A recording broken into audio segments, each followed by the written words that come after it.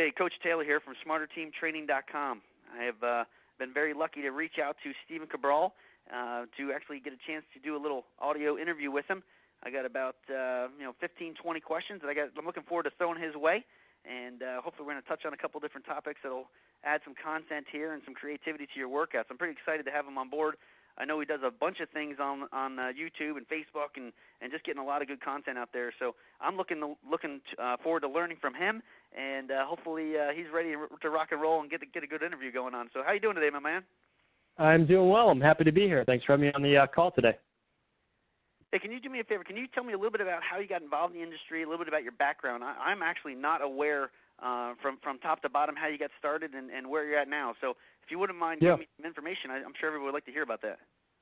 Sure. I got started in the industry fairly young, but it was it was a disorganized beginning because I had never kind of planned to get into the personal training industry. Because truthfully, when I got into it 14 years ago or so, there wasn't as organized an industry. There wasn't an online component, so nobody could keep in touch. We kind of kept in touch through maybe like Perform Better events and things like that. But I got into the industry originally because I tore my Achilles tendon when I was 18 years old, or just below that, 17. And so anybody who's torn a muscle, or especially like the Achilles or an ACL, something like that, they know how hard the rehab is for that.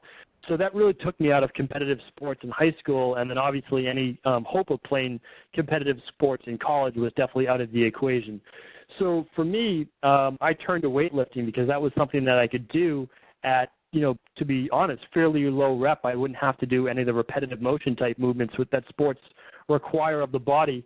And at the same time, coincidentally, I actually came down with a little-known virus back then, and which I usually don't talk about too much, but it really wiped out my immune system in my body.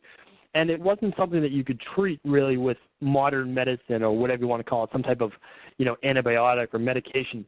So I was left to research all of this on my own, and my quest for knowledge from there, it was unbelievable. And that way there, I just never stopped. So I got certified. I figured I'm going to be training. I love training. I love working with people. I got certified right in the start of my college career. It helped me pay for my education and nutrition, which was such a huge part of my background for getting my body healthy from the inside out. That's what really led me to this industry and this field that I love.